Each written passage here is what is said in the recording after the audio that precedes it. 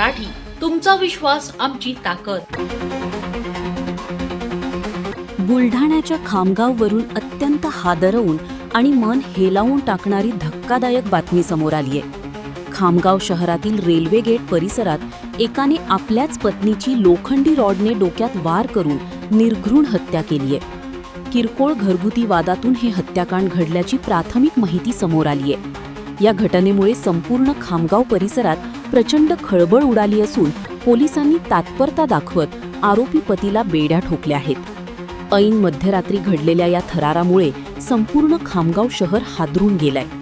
Railway gate परिसरातील झोपडपट्टीत राहणारा 25 वर्षांचा आरोपी प्रकाश रूपलाल सोळंके आणि त्याची 22 वर्षांची पत्नी सविता सोळंके यांच्यात गुरुवारी रात्री 11:30 वाजेच्या सुमारास जोरदार भांडण झालं. हा वाद इतका विकोपाला गेला की रागाच्या भरात प्रकाशने घरातील लोखंडी सब्बल उचलली आणि पत्नी सविताच्या डोक्यावर सपासप वार केले. हा हल्ला इतका भीषण होता की सविताचा चेहरा आणि डोके पूर्णपणे छिन्नविच्छिन्न झाले आणि तिचा जागीच मृत्यू झाला.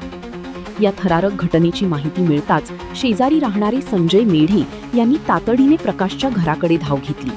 तिथे सविता रक्ताच्या थारोळ्यात पडलेली होती, तर आरोपी प्रकाश हातात रक्ताने माखलेली सब्बल घेऊन उभा होता. मी सविताला मारलंय आणि मी स्वतः पोलिसात चाललोय अशी कबुली देऊन आरोपी तिथून फरार झाला.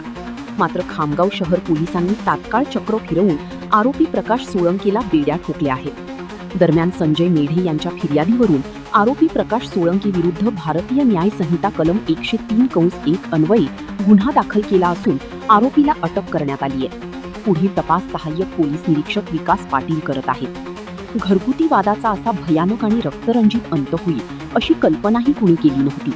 अवघ्या 22 वर्षांच्या विवाहितेचा असा दुर्दैवी अंत झाल्याने परिसरात सध्या हळहळ आणि दहशतीचे वातावरण आहे. ब्युरो रिपोर्ट, लोकप्रिय मराठी न्यूज, खामगाव, बुलढाणा. अशाच ताज्या आणि वेगळ्या घडामोडींसाठी पाहत रहा लोकप्रिय मराठी न्यूज.